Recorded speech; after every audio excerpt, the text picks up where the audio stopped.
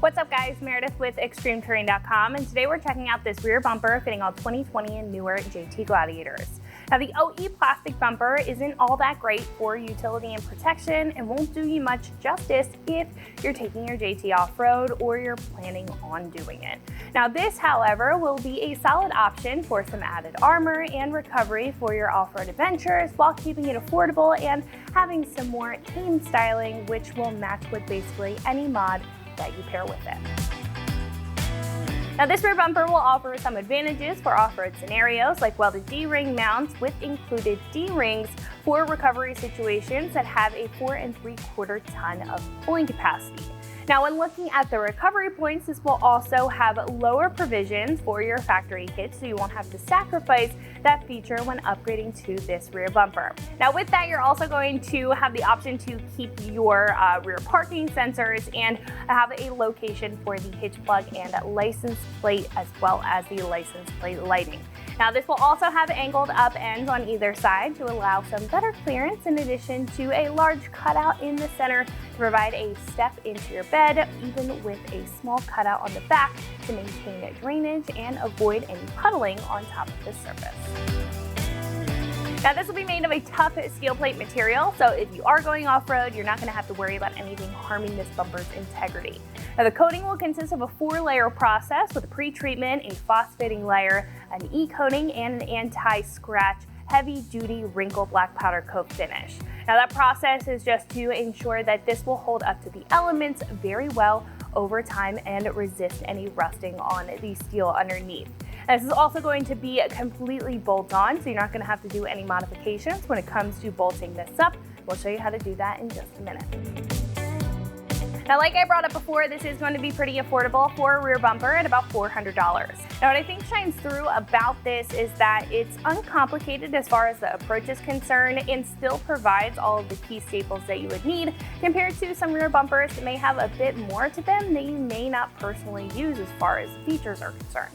Now, consequently, the simple styling will also match well with any type of build that you have, whether you're looking to keep it modest with just bumpers or add it to a plethora of mods.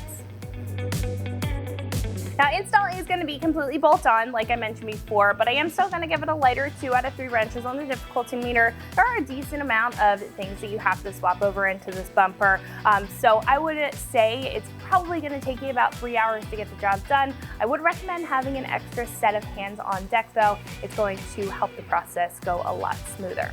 Now at this point, we can head over to our shop and check out a detailed breakdown on how to get this onto your Gladiator at home. So that is going to wrap it up for me. Let's go ahead and jump into the install. Tools required for this install include an impact, a clip remover tool, an 18 and 21 millimeter wrench, an extension, a swivel adapter, and 16 and 18 millimeter sockets. What's up guys? Today we're installing a rear bumper on our Gladiator. First we're going to watch a quick uninstall video showing you how to remove your factory bumper, and then I'll meet you back here for the install.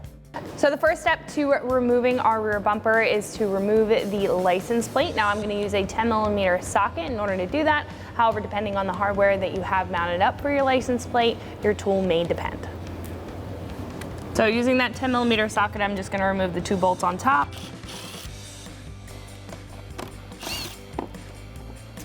And then once we remove the license plate, that's going to expose 2 bolts in the middle. Next, with a 16 millimeter socket, we can remove these 2 bolts that are holding on the center part of our rear bumper.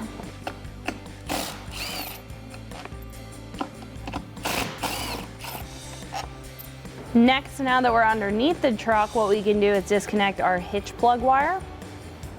So you just have to depress that clip and pull back. You want to make sure that there's no clip that is secured to the bumper. If so, you are going to need a trim removal tool or a clip removal tool. There may be a Christmas tree clip that holds this to the bumper and also to the frame. You just want to make sure that it's disconnected from the bumper. Next, we can disconnect the license plate light wiring harness. So I'm just going to depress that clip and pull back. Now all we just have to do is press down and pull back. And then what we can do next is take a clip removal tool and just make sure that the wiring harness that's coming out of the bumper is disconnected from the frame. We don't want the frame and the bumper connection because if we pull back on the bumper, it's still going to be connected with this wiring harness. I'm just going to use a clip removal tool and we can disconnect that from the frame.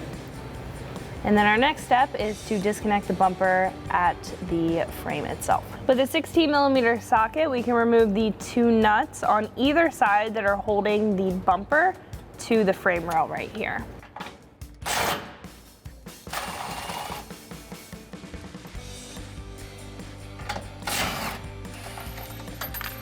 Then we can repeat that on the other side. Now that everything's disconnected, what we can do is completely remove the bumper from the Jeep. So we're just going to grab the bumper and pull back. Now, if you do have a different trim level, there may be a couple more bolts. You may have 2 more down here. However, that should basically do it as far as the attachment system from the bumper to the Jeep. Last but not least, we can disconnect our factory tow hook. This is held in by 2 21mm bolts. So I'm going to use a 21mm socket and a 1/2 inch drive ratchet in order to remove those.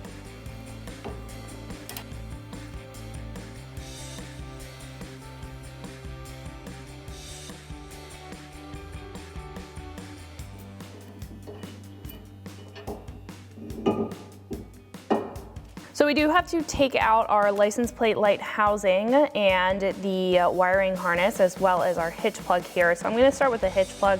I have a flathead screwdriver. I'm just going to depress these 2 tabs on either side and we can just push it out the front.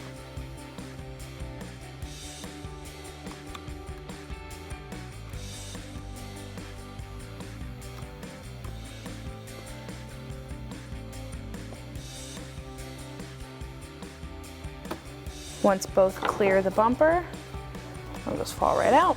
Put that to the side. And then we can start by undoing this wiring harness for the license plate lights. So I am just going to take a clip removal tool and start popping these out.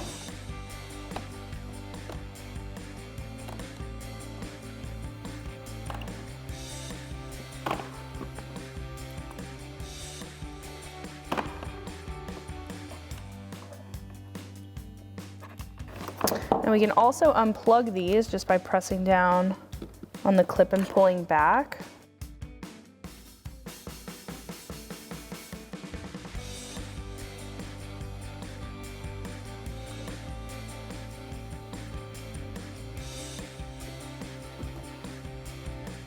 And you can put this harness to the side. And then we can push the housing out the front. So if you just pull up on this tab, you should be able to clear that tab on the side of the light. Same with the bottom.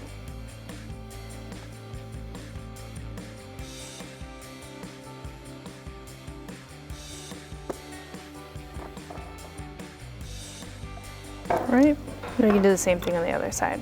So now with our stock bumper removed and everything that we need taken out of it, we can start assembling our new bumper. We're going to start with our 2 license plate lights. We can just slide those into our holes and clip them into place. So now the connector on our license plate light is going to go towards the rear of the bumper. So slide that in first. And then just push it in to clip it into place and do the same thing for the other one. Next we can install our trailer plug. Just line that up and press that into place. Next we can install parking sensors if you have them. What you're going to do is you're going to take the sensor, you're going to pop off that rubber seal around it, you're going to replace it with this felt washer, and then you can put your parking sensor in through the back here. And then on the back of the parking sensor, you're going to put this foam spacer and then this cap onto the back. Now we don't have parking sensors on ours, so we're going to be using these caps just to block it off. So you'll just line this up and press it in just like that, and do the same thing for the rest of them.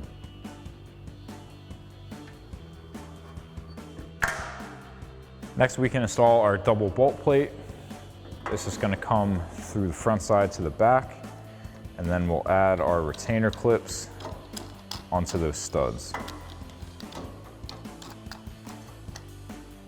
And then you can do that same thing on the other side. Next, we can come back to where we disconnected our tow hook and install our support bracket. So we'll drop this on top of the frame and then drop a bolt with a flat washer through the top. And then we have a flat washer, a lock washer, and a nut going on the bottom.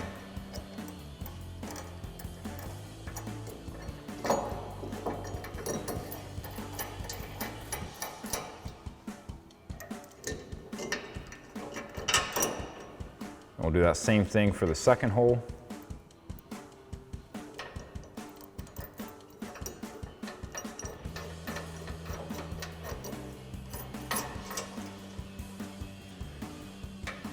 And then we'll just straighten out our bracket and tighten that down with an 18mm wrench and socket.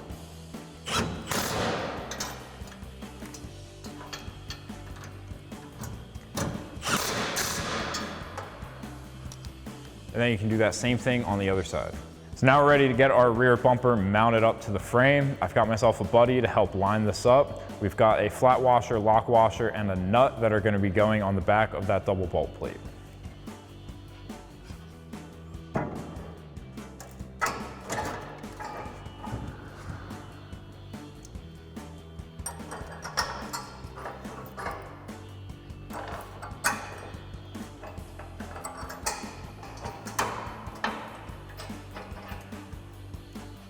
Next, we can grab a bolt with a lock washer and flat washer and slide it through the hole in our support bracket, and then take our nut plate and thread our bolt into it. Next, we can grab an 18mm socket and tighten down the two nuts. I'm gonna lift up on the bumper a little bit.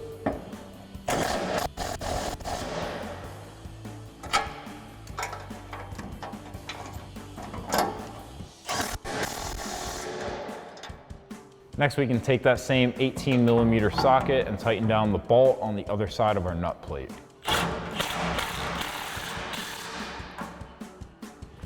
And then you can do that same thing on the other side. Now we can grab our trailer plug and reconnect it.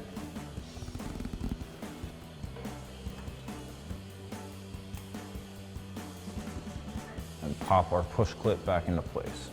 Next, we can reinstall the harness for our license plate lights. So we'll plug in our connector, and then you can do that same thing on the other side. And now we can reconnect the connector for our license plate harness. And now once we have that reconnected, we can reinstall our push clip into the frame. Next, we can zip tie our harness out of the way. We have this square cutout right here that we can run a zip tie through.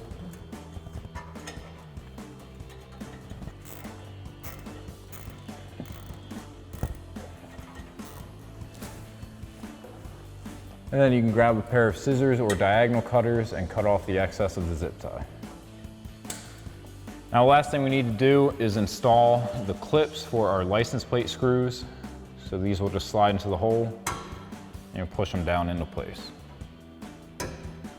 Now, once we have everything else taken care of, we can finally install our D-rings. So we'll slide this over the hook, slide our bolt through, and thread it into place.